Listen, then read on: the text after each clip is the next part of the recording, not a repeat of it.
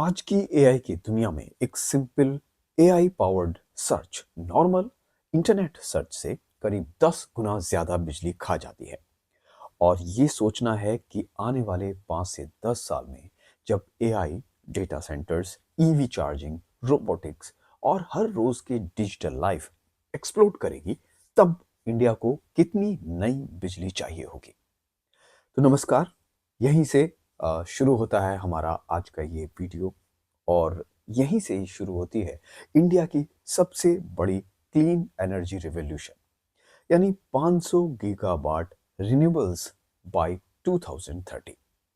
ये सिर्फ एक टारगेट नहीं है, ये अगली पीढ़ी की एनर्जी सिक्योरिटी का फाउंडेशन है। जी हाँ, हम बात कर रहे हैं भारत के जो रिन्यूएबल एनर्जी है उसके रिवॉल्यूशन की। हम ये देखेंगे कि इस पूरे सेक्टर में कैसे क्या-क्या चीज़ें हो रही हैं और हम इसमें कैसे इन्वेस्टमेंट कर सकते हैं। लेकिन उसके लिए हमको पूरा एक ये पूरी जो थीम है उसको जानना पड़ेगा, उसको जानना होगा। तो चलिए शुरू करते हैं। इसको मैं अलग-अलग भागों में इसको मैंने बाँटा है। यानी 500 गीगावाट ये नंबर आपको सुनकर बहुत बड़ा लग रहा होगा और है भी, ज़ाहिर है बहुत बड़ा नंबर है। पर इसका जो टारगेट है उसका रियल मतलब समझना बहुत ज़रूरी है। और ये जो नंबर है वो ये बताता है कि इंडिया एक ऐसी इकोनॉमी बनना चाहते हैं जहाँ पर ग्रोथ है और एनर्जी की डिमांड है वो साइमल्टेनियसली सस्टेनेबली बढ़ सके। और एआई का जो डिजिटाइजेशन है वो जितना बढ़ेगा उतनी ही ज़्यादा इलेक्ट्रिसिटी की डिमांड भी बढ़ेगी हमारी।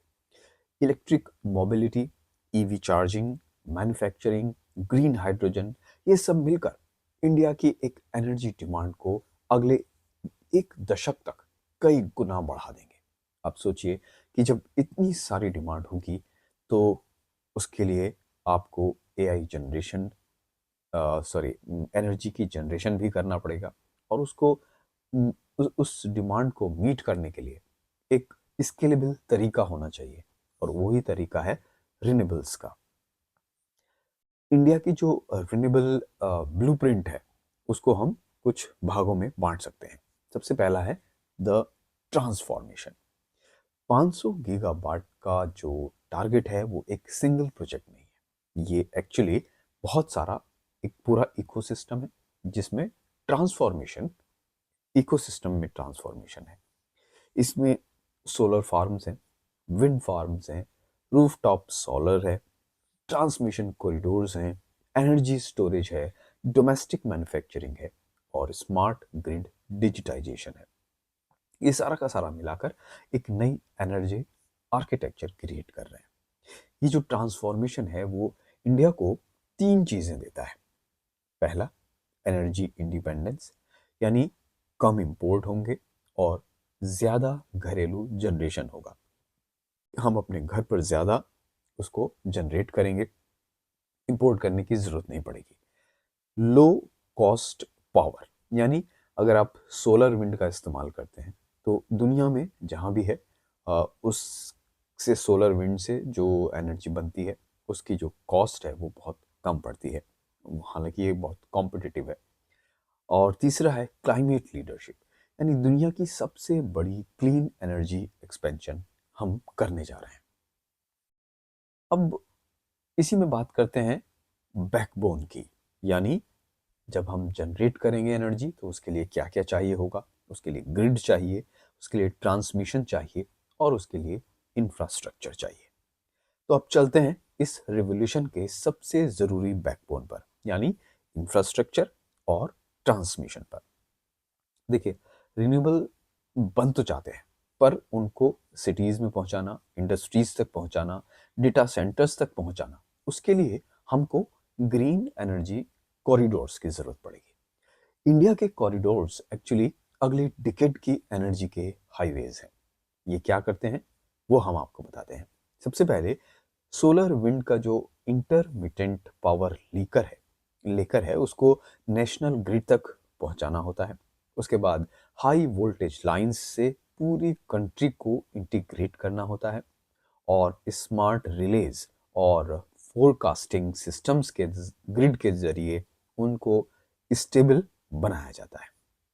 एक और इंटरेस्टिंग पॉइंट है, आप जितना ज़्यादा रिन्यूएबल्स आएगा उतनी ही बड़ी डिमांड होगी स्मार्ट डिस्पैच सिस्टम की, यानी उनको भेजने के लिए एक स्मार्ट डिस्पैच सिस्टम भी चाहिए होगा।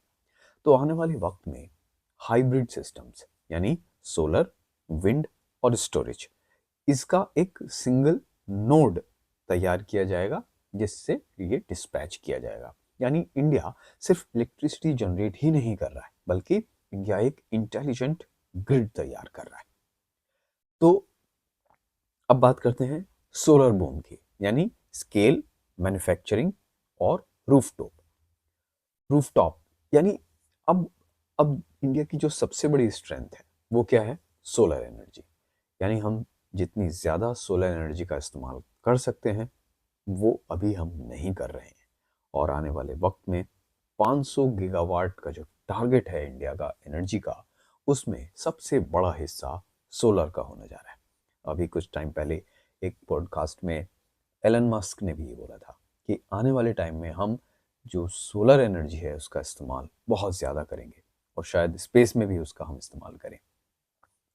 तो जो यूटिलिटी स्केल है सोलर का वो डेजर्ट्स है, सेमी एरिड रीजन्स हैं उसमें कर सकते हैं, कोस्टल बेल्ट्स हैं, यहाँ मल्टी गीगावाट सोलर पार्क्स बनाए जा रहे हैं। ये स्केल इंडिया को दुनिया की सबसे तेज ग्रोइंग सोलर मार्केट्स में से एक बनाता है। रूफटॉप सोलर यानी जो ये लोगों का रिवॉल्यूशन है। अर्बन होम्स में, हाउसिंग सोसाइटीज में, स्मॉल टाउन्स में एमएसएमई जो है वो सब रूफटॉप सोलर अडॉप्ट कर रहे हैं आजकल। सब्सिडीज मिलती हैं इस पे, इजी फाइनेंस इसको किया जा सकता है आसानी से, और मेन स्ट्रीम इसको बना दिया गया है इसी वजह से। डोमेस्टिक मैन्युफैक्चरिंग, इंडिया चाहता है कि सोलर का जो पूरा वैल्यू चेन है वो धीरे धीरे लोकल हो जाए, यानी उसके जो सेल्स हैं, उसके जो मॉड्यूल्स हैं, वेफर्स हैं और पॉलीसिलिकॉन है, इवन जो मैन्युफैक्चरिंग है वो ऑटोमेशन सिस्टम्स के जरिए उसको तैयार किया जाए। ये इम्पोर्टेंट क्यों है? क्योंकि जितना बड़ा स्केल होगा उतनी ही बड़ी इसकी वैल्यू डोमेस्टिक मैन्युफैक्चरिंग क्रिएट करेगी, और जो लोकल जॉब्स हैं वो बढ़ेंगी, एक्सपोर्ट्स बढ़ेंगे, और हमारी जो एनर्जी है उसकी सिक्योरिटी भी, एनर्जी सिक्योरिटी है वो भी हो जाएगी, क्योंकि एनर्जी जनरेट होगी बहुत आसानी से। लेकिन इसके जब एनर्जी जनरेट हो गई, ट्रांसमिशन भी हो गई, लेकिन उसके लिए हमको स्टोरेज की ज़रूरत पड़ेगी, जो सबसे बड़ी समस्या है। एनर्जी स्टोरेज एक रियल गेम चेंजर है। हम उस थीम की बात कर रहे हैं जो अगले डिकेड का सबसे बड़ा मल्टीप्लायर होने जा रहा है, एनर्जी स्टोरेज। यानी 500 गीगावाट रिन्यूएबल्स का जो बिगेस्ट चैलेंज है वो ये है कि सोलर विंड 24/7 पावर नहीं देते हैं। तो उसका सॉल्यूशन क्या है? बैटरी एनर्जी स्टोरेज सिस्टम, इसको कहते हैं BESS। स्टोरेज क्यों इतना क्रिटिकल है? सोलर की जो एनर्जी है उसको हम नाइट में इस्तेमाल नहीं कर सकते, नाइट तक उसको हम स्टोर करते हैं, फिर हम नाइट में इस्तेमाल करते हैं। ऐसे ग्रिड को स्टेबल रखता है। जब रिन्यूएबल्स फ्लक्चुएट करते हैं तब वो जो स्टोरेज हमारी है उसको फ्लक्चुएट होने से रोकता है।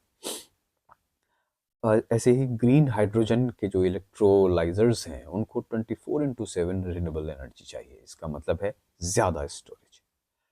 तो जो सबसे बड़ी टेक रेस है अगले डिकेड की वो है एनर्जी, सोलर एनर्जी। इंडिया की तेजी से लिथियम आयन जो गीगा फैक्ट्रीज हैं, बैटरी पैक इंटीग्रेशन है और स्मार्ट बैटरी डिस्पैच सिस्टम है, उसमें इंडिया इन्वेस्ट कर रहा है। Storage is not just a technology, ये 2030 की क्लीन पावर इकोनॉमी का एक नर्वस सिस्टम है। बैटरी प्राइसेस गिर रहे हैं, पॉलिसीज उसमें बढ़ रही हैं, और उसकी जो डिमांड है वो मल्टीप्लाई होने वाली है। जो अर्ली मूवर्स हैं वो इस स्टोरेज वेव को सबसे बड़े उसके विनर बन सकते हैं। तो देखिए, इस पूरे पूरे जो इसका जो नैरेटिव है वो ये है कि आगे आने वाला इंडिया का जो फ्यूचर है वो एनर्जी का फ्यूचर होने जा रहा है। तो दोस्तों, हम जब कहते हैं कि इंडिया 2030 तक 500 गीगावाट रिन्यूएबल क्रिएट करेगा, तो ये सिर्फ एक पावर सेक्टर रिफॉर्म नहीं है, ये एक न्यू एनर्जी सिविलाइजेशन की तरफ बढ़ता हुआ कदम है। AI data centres, EVs, factories, robotics, green hydrogen, digital payments, smart homes, सब कुछ इलेक्ट्रिसिटी पर चलेगा। और यही सबसे बड़ा रीजन है कि इंडिया को क्लीन, चीप, स्केलेबल पावर चाहिए। रिन्यूएबल्स के बिना फ्यूचर इकोनॉमी चल ही नहीं पाएगी। और इंडिया ने इस रेस में सिर्फ भाग ही नहीं लेना है, बल्कि इंडिया ने इस रेस को लीड करने का फैसला किया है। आने वाले वक्त में 500 गीगावाट का जो ये लक्ष्य है, जो भारत की ग्रोथ स्टोरी का सबसे पावरफुल चैप्टर बनने वाला है। तो दोस्तों, ये वीडियो हम यहीं ख़त्म करते हैं। अगर आपको ये वीडियो पसंद आया हो आ, तो इस पर ज़रूर आप गौर कीजिएगा। ये एक इन्वेस्टमेंट की जर्नी के लिए आपको सोचने का एक मौका देता है। आप इस सेक्टर को अपने हिसाब से अपने फाइनेंशियल एडवाइज़र से बात करें और उसके बाद ही इससे संबंधित जो कंपनीज हैं, आप उसमें इन्वेस्ट कर सकते हैं। तो ऐसे ही एक और इंफॉर्मेटिव सेक्टर के बारे में हम बात करेंगे अगले वीडियो में। तब तक नमस्कार, देखते रहिए थिंक वेल।